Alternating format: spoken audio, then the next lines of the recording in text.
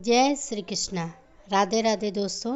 भाद्रपद मास के शुक्ल पक्ष की सप्तमी तिथि को संतान सप्तमी और अनंत सप्तमी के नाम से जाना जाता है। भविष्य पुराण में बताया गया है कि सप्तमी तिथि भगवान सूर्य को समर्पित है। सप्तमी तिथि के दिन भगवान सूर्य की पूजा अर्चना करने से आपके पुत्र को अयोग्य और आपके संतान को सुख की प्राप्ति होती है। संतान सप्तमी व्रत कथा। दोस्तों, संतान सप्तमी व्रत संतान सुख प्रदान करने वाला है। यह व्रत जो एक बार श्री कृष्ण ने युधिष्ठिर को बताया था कि किसी समय मथुरा में लोमस ऋषि आए थे। उन्होंने मेरे माता पिता देवकी और वसुदेव ने भक्तिपूर्वक उनकी सेवा की थी, तो ऋषि ने उन्हें कंस द्वारा मारे गए पुत्रों के शोक से उबरने के लिए आदेश दिया। देवकी, कंस ने तुम्हारे कई पुत्रों को पैदा होते ही मारकर तुम्हें पुत्र शोक दिया है। इस दुख से मुक्त होने के लिए तुम संतान सप्तमी का व्रत करो। राजा नहुस की रानी चंद्रमुखी ने भी यह व्रत किया था, तब उसके भी पुत्र नहीं मरे। यह व्रत तुम्हें भी पुत्र शोक से मुक्त करेगा। देवकी ने पूछा कि हे देव, मुझे व्रत का पूरा विधि विधान बताने की कृपा करें ताकि मैं भी विधि पूर्वक व्रत संपन्न करूं। लोमस ऋषि ने उन्हें व्रत का पूजन विधान बताकर व्रत कथा भी बताई। नहुस अयोध्या विपरीत का प्रतापी राजा था। उसकी पत्नी का नाम चंद्रमुखी था। उसके राज्य में ही विष्णुदत्त नामक एक ब्राह्मण रहता था। उसकी पत्नी का नाम रूपवती था। रानी चंद्रमुखी तथा रूपवती में परस्पर घनिष्ठ प्रेम था। एक दिन वे दोनों सरयू में स्नान करने गईं। वहां अन्य ऋषियां भी स्नान कर रही थीं। उन स्त्रियों ने वहीं पार्वती शिव की प्रतिमा बनाकर विधि पूर्वक उनका पूजन किया। तब रानी चंद्रमुखी तथा रूपवती ने उन स्त्रियों से पूजन का नाम तथा विधि पूछी। उन स्त्रियों में से एक ने बताया, हमने पार्वती सहित शिव परिवार की पूजा की है। भगवान शिव का डोरा बांधकर हमने संकल्प किया है कि जब तक जीवित रहेंगे तब तक यह व्रत करते रहेंगे।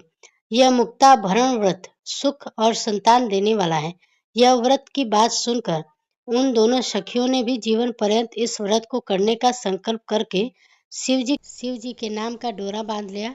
किंतु घर पहुंचने पर वे संकल्प को भूल गए। फलतः मृत्यु के पश्चात रानी वानरी तथा ब्राह्मणी मुर्गी की योनि में पैदा हुई। कालांतर में दोनों पशु योनि छोड़कर पुनः मनुष्य योनि में आई। चंद्रमुखी मथुरा के राजा पृथ्वीनाथ की रानी बनी तथा रूपवती ने फिर एक ब्राह्मण के घर जन्म लिया। इस जन्म में रानी का नाम ईश्वरी तथा ब्राह्मणी का नाम भूषण था।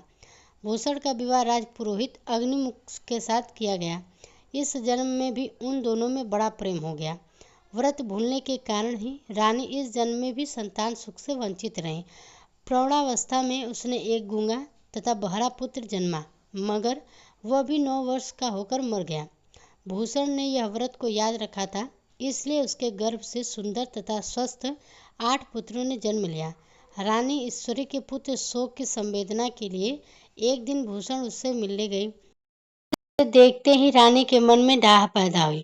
उसने भूषण को विदा करके उसके पुत्रों को भोजन के लिए बुलाया और भोजन में विष मिला दिया, परंतु भूषण के व्रत के प्रभाव से उनका बाल भी बाका ना हुआ। इससे रानी को और भी अधिक क्रोध आया। उसने अपने नौकर को आज्ञा दी कि भूषण के पुत्रों को पूजा के बहाने यमुना नदी के किनारे ले जाकर गहरे जल में ढकेल दिया जाए। किंतु भगवान शिव और माता पार्वती की कृपा से इस बार भी भूषण के बालक व्रत के प्रभाव से बच गए। परिणामतः रानी ने जल्लादों को बुलाकर आज्ञा दी कि ब्राह्मण के बालकों को वध स्थल पर ले जाकर मार डालो।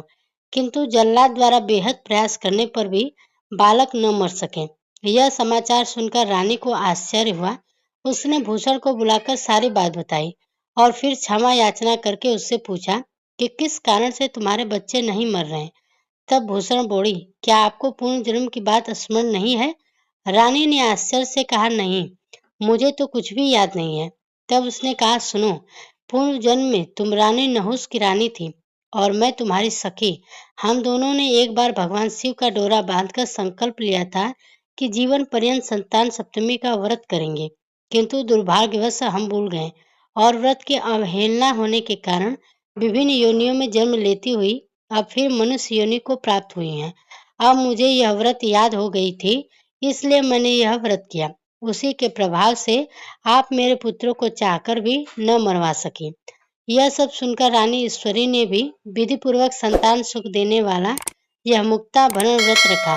तब व्रत के प्रभाव से रानी पुनः गर्भवती हुई और एक सुंदर बालक को जन्म दिया।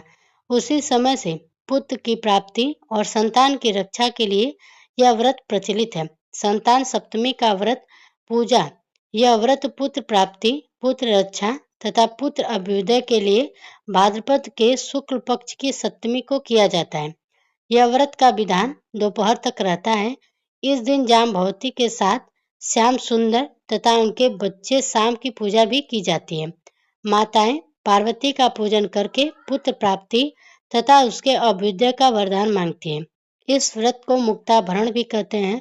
संतान सप्तमी व्रत के लिए नियम: स्नान आदि से निवृत्त होकर स्वच्छ वस्त्र पहने, दोपहर को चौक पूरकर चंदन, अक्षत, धूप, दीप, नैवेद्य, सुपारी तथा नारियल आदि से शिव पार्वती की पूजा करें। इस दिन नैवेद्य भोग के लिए खीर पूरी तथा गुड़ के पुए रखें। रक्षा के लिए शिव जी को डोरा अर्पित करें। इस डोरे को शिव जी के वरदान के रूप से लेकर उसे धारण करके व्रत कथा सुने। शिव पार्वती की प्रतिमा को सामने चौकी पर रखकर उनकी पूजा करें। पूजा में नारियल, सुपारी, धूप, दीप अर्पित करें। माताएं संतान की लंबी आयु और उनकी रक्षा के लिए कामना करते हुए भगवान शिव को कलावा लपेटें। कलावा बांधे, फिर कलावा को बाद में संतान की कलाई में लपेट दें। तो दोस्तों, यह थी संतान सप्तमी की व्रत कथा। आप सभी को अगर पसंद आई हो तो वीडियो को एक लाइक करके कमेंट बॉक्स में हर हर महादेव तथा जय माता पार्वती अवश्य लिखें। इसी तरह की व्रत कथाओं को सुनने के लिए हमारे चैनल को सब्सक्राइब जरूर करें।